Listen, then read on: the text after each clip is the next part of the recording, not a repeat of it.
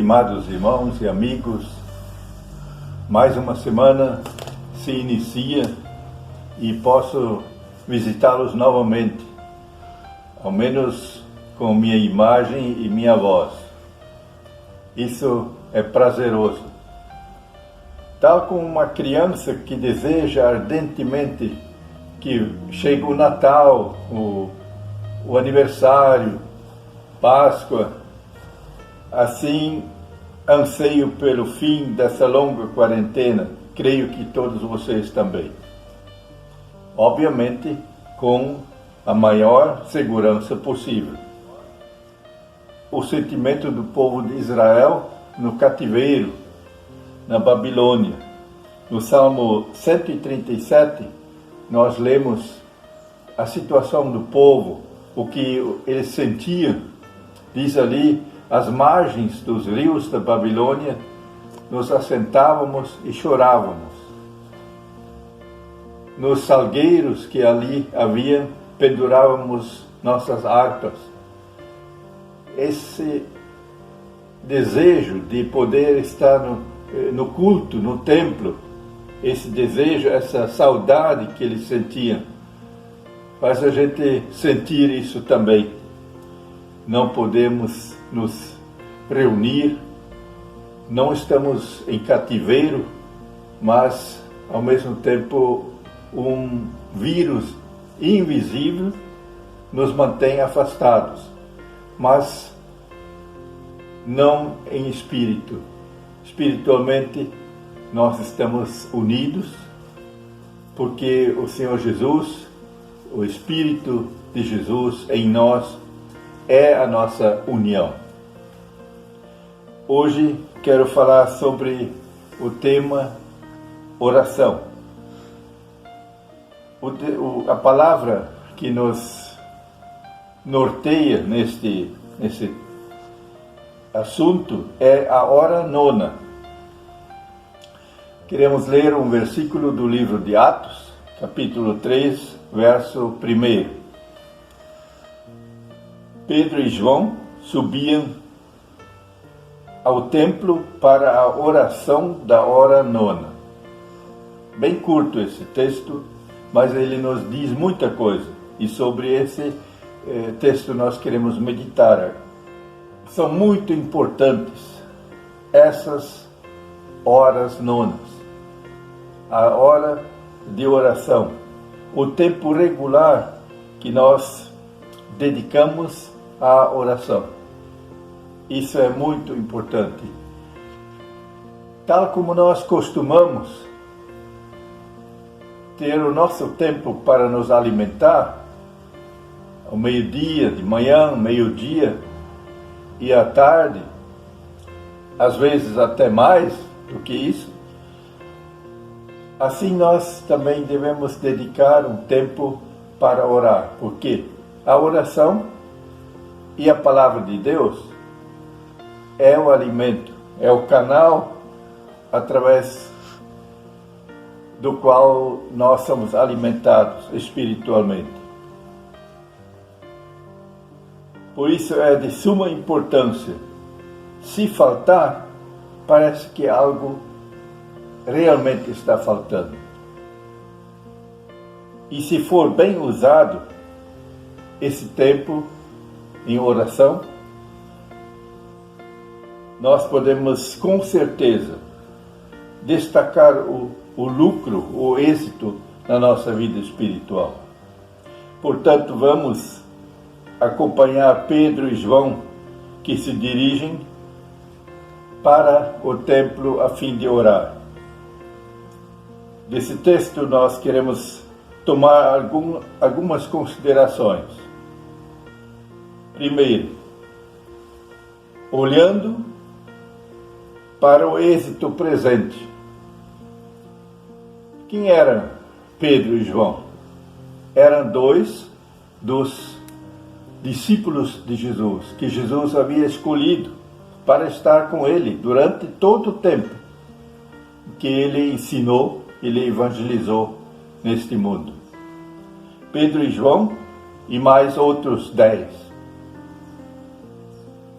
E nós sabemos que eles estavam aprendendo diariamente e todos os dias, através de muitas situações e circunstâncias, aprendendo como evangelizar, como crescer. Então, esses dois discípulos e os outros também poderiam muito bem pensar assim: nós estamos formados, nós já fomos discipulados por Jesus, como foram mesmos. Não precisamos mais ir ao templo agora para orar. Nós estamos cheios do Espírito Santo, que no dia de Pentecostes veio e encheu todos os corações. Eram reconhecidos líderes da igreja. Para que ainda se dedicar à oração? Haveria ainda necessidade de continuar essa prática? Irmãos, o Espírito Santo, ele os empolga, ele os assiste nessa prática de orar, de buscar a Deus em oração. Todos os dias, nas horas de costume e também nas horas das circunstâncias adversas. Quanto mais avança, tanto mais a oração é necessária. O Senhor Jesus é o exemplo número 1 de oração. Nós sabemos que ele passou madrugadas inteiras orando. Paulo, dele nós lemos que ele orava sem cessar. Outro exemplo temos em Daniel. Lemos 3 vezes por dia ele praticava a sua oração, sua hora de oração. Costumeiramente, 3 horas por dia.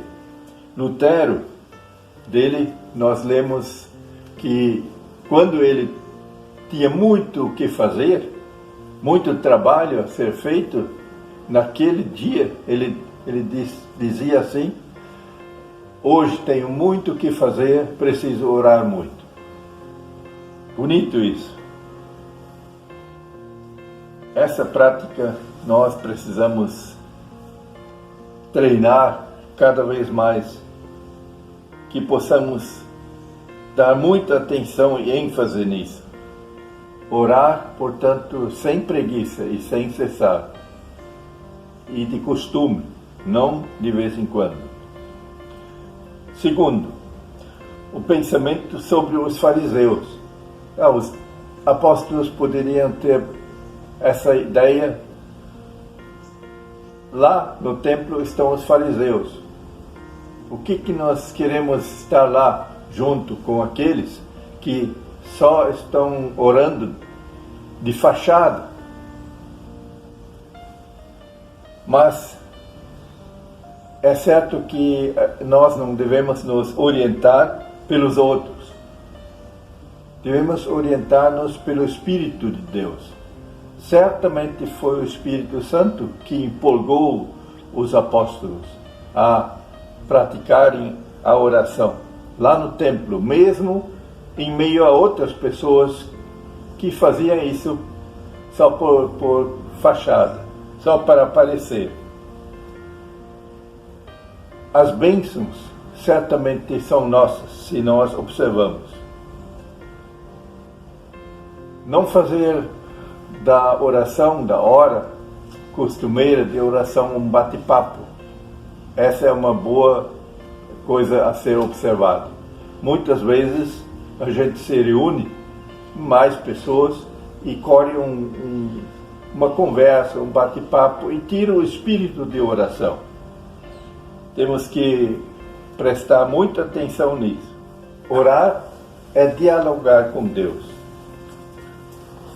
assistido pelo Espírito Santo.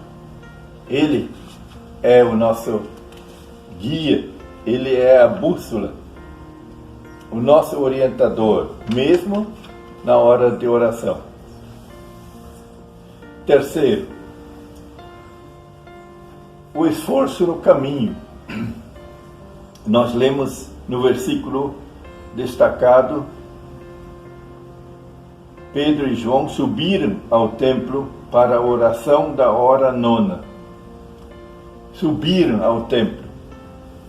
A gente sabe que o templo se encontrava sobre uma colina bastante íngreme.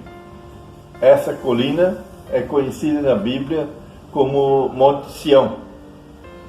Lá estava o templo. Então, cada vez que alguém ia para orar ou para cultuar a Deus, tinha que fazer o sacrifício de subir as escadas para o Monte Sião. Então, a hora nona, ela era uma hora muito quente. Era 3 horas da tarde. Na Palestina, 3 horas da tarde é um sol escaldante. Então, a subida ao Monte Sião, naquela hora quente do dia, não era um café pequeno, não. Era alguma coisa que exigia esforço. E eles poderiam pensar, mas para quê? Nós podemos orar em casa? Podemos ficar na nossa casa, no nosso conforto? Para que subir ao templo, à casa de Deus? Mas tudo isso foi desconsiderado pelos apóstolos. Eles levaram a sério, eles se submeteram a esse esforço e a essa prática de ir costumeiramente naquela hora para orar lá no templo. Irmãos, mesmo que tais circunstâncias não existem para nós, talvez nós não precisamos subir um muro para ir no templo. No nosso caso, não precisamos. Mas devemos reconhecer que há muitas outras circunstâncias, muitas outras coisas que querem nos atrapalhar e desanimar, ou mesmo impedir. Tantas coisas que o inimigo acha, que ele coloca como entrave para impedir a nossa oração, tanto comunitária, quando nós nos reunimos, como também na oração individual. Temos que prestar muita atenção. Às vezes, individualmente, nós pensamos, o inimigo sussurra nos nossos ouvidos, hoje tenho pouco tempo, estou muito cansado, ou outras coisas, né? Mas vamos nos lembrar que quando nós queremos crescer e manter nossa força, nosso vigor, precisamos comer. E não nos deixamos afastar da mesa posta só porque estamos cansados ou porque temos pouco tempo. Podemos até comer mais depressa, mas a gente come. E assim também nós precisamos alimentar nossas almas, nosso espírito e pedir e agradecer a Deus. Feliz aqueles que não se deixam roubar essas horas e práticas abençoadas. Ao persistirmos, somos fortalecidos e abençoados. E podemos ser amparo para outras pessoas, para outros irmãos, talvez mais fracos. Se somos fortes, podemos passar forças aos fracos, para que também esses se fortaleçam. Vamos, pois, observar a prática da bendita hora de oração. Desejo que essas palavras possam ficar durante toda a semana e sempre nos nossos corações. Que Jesus nos abençoe nisto diariamente. Amém.